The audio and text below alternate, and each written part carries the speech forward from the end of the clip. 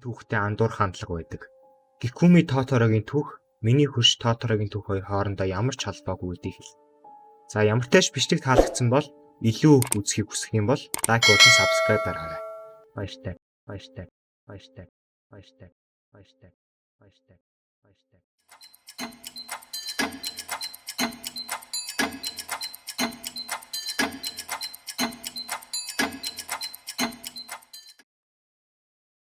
За, урт хугацааны та дахин уулзж байгаатай баяртай байна. 4 сар бичлэг хийх өмөрлөө.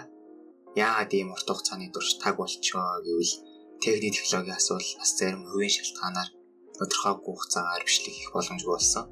Хамгийн гол нь яг хизээ бичлэг хийх боломж олдохыг мэдэхгүй байсан болохоор бүр ямар ч тийм чимээ энергүй тагчиг алга болсон шүү.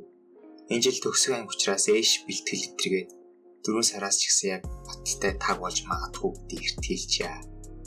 За тэгээ өнөөдрийн бичлэгээр бол зүгээр өөр амьд сэрүүнийг л дуулахыг хүссэн. За тэгээ дараагийн бичлэгээр уулзлаа баяртай. За хатлаа. Анийн дээр одоо манай монголчуудын соёл, эдийн ондоо, онцлогуудын талаар дурддагдсан, гарсан, мөн зарим монгол төрүүдийг багтаасан 10 тохиолдлыг оруулах болно. Монголчууд анийн дээр гарах нь бол тийм ч ховор тохиолдол биш бөгөөд цөөнгөл олгуудаа гарсан. Гэхдээ энэ бичлэгтэр болохоор бидний хамгийн сайн мэдхийн юмуудыг төвж оруулсан шүү гэдэг хэлье. このジョルノ・ジョバーナには夢がある。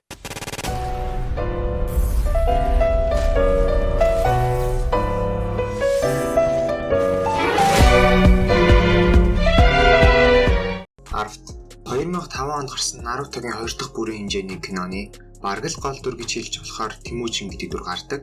Дүрийн үед багтаа хайдуу болон түүний дагалдарч нарт тосгоныхоо болоод эцэг эхээ алуулдаг ба энэ үйлийг хийсэн хайдуу гэдгийг мэдээгүй учраас бүрэн уртагдаж түүний дор үнчээр зүтгэж байгаа тийм дүр юм.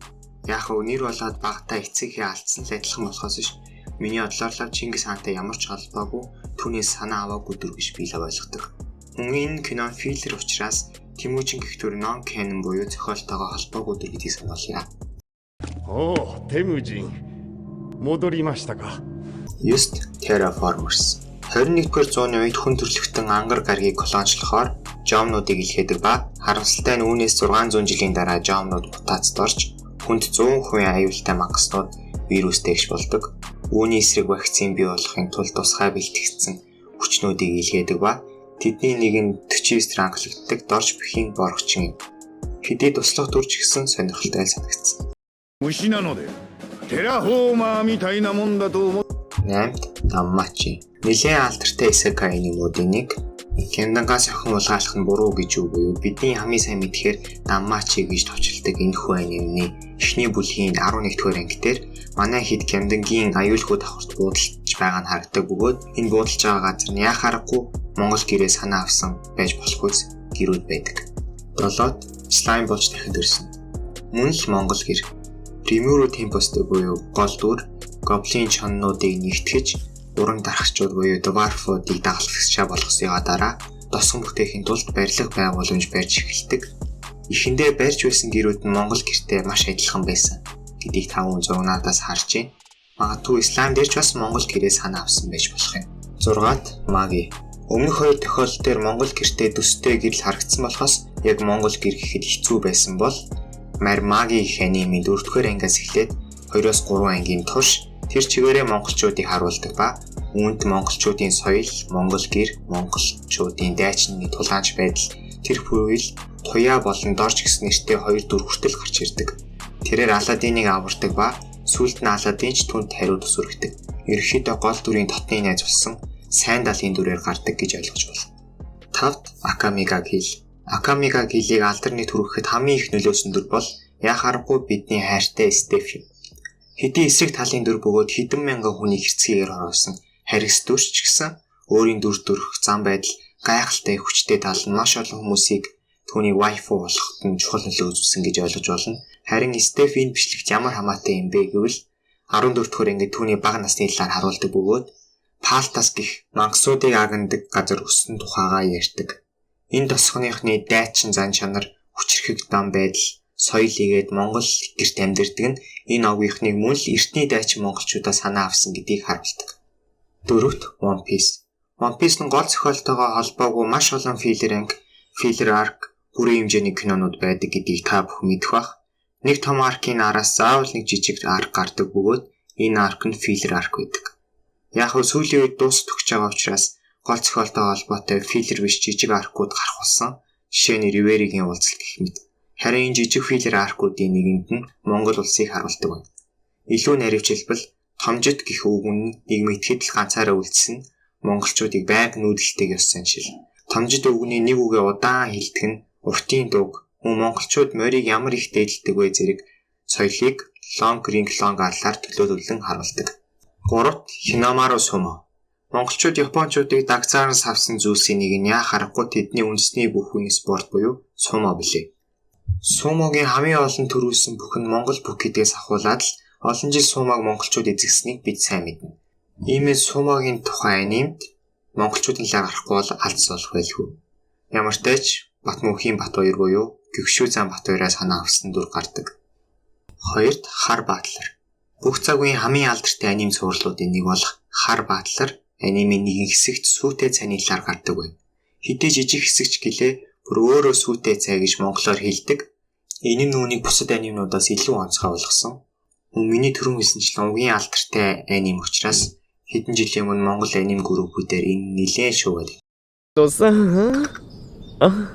ステツァイモンゴル風の岩塩入りミルクティーです。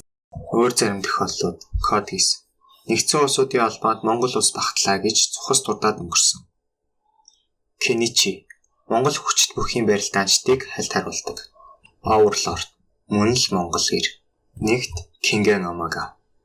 Энд спойлер агуулсан шүү гэдгийг сануулъя. This is my Mongolian хүчит бүх.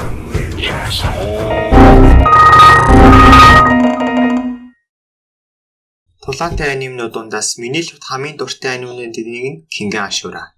Үүний үргэлжлэл манга болох Kingen Omega-гийн 57 дугаар бүлэг дээр гардаг. Найдангийн мөнх багт гэх дүр надад нэлээд л ажиг санагдаж байгаа. Анх Баки Kingen Ashura хоёрыг л үзэж эхлэхдээ л Монгол бүхтэй холбоотой тулаанч гардгүй байх таа гэж гордож ийсэн. Хүсэл маань энэ үрээд биелсэн гэж хэлж болно. Дүрийн хувьд зүгээр л нэг байдаг өөр дүрийн хэд хүчтэйг харуулахын тулд зодуулж өгдөг тийм туслах дүр биш. Нэлээд хүчрхэг тулаанчаар дүрсэлсэн улам сонирхолтой. Нэрний хувьд зохиолч нь тодорхой мэдээлэл хийгээгүй ч гэсэн үзэгчид болон миний бие найдангийн болохоор Жуда бүхийн авраг найдангийн төвшин баяраас мөнх хотыг нь хүчит бүхийн 6 удаагийн авраг жигчдийн мөнх хотаа санаа авсан гэж таамагладаг. Харин найдангийн багш Жадамбын сумын озрыг мөн л Монгол бүхийн авраг одоогийн манай ядаргаанд орсон хотын дарга сумын озраас санаа авсан байх магадaltaй. Дүрийн товч түүхийг яривал найд нь 15 наснда Воромд орж сумын озрын доор бэлтгэгдэж 6 жилийн дараа өөрийн багшаа ганц дайралтаар ялсан. Мөн анимын гол дүрийг идэж ууж их хүч тавьсан маш хүчрхэг дүрээр гардаг учраас энийг бичлэгтээ оруулахгүй байж чадсангүй. За тэгээ өнөөдрийн бичлэг энэ төрөд дууслаа. 4 сар завсарласан учраас эргэж ирэхдээ цоо шинээр ирэхийг хүсэж байна. Тийм учраас ганц анимч биш, ТV зураг, кино, зарим аимшиг кино, түүх, тоглоомнуудын талаар ч гэсэн мэдээлэл хийх зорилготой санаатай байгаа гэдгийг хэлье. За тэгээ дараагийн бичлэгээр уулзлаа, баяртай. Always do it on my own, so I gotta get through it. And the only thing I know is to love what I'm doing. Never give up, never slow, till I finally prove it. Never listen to the no.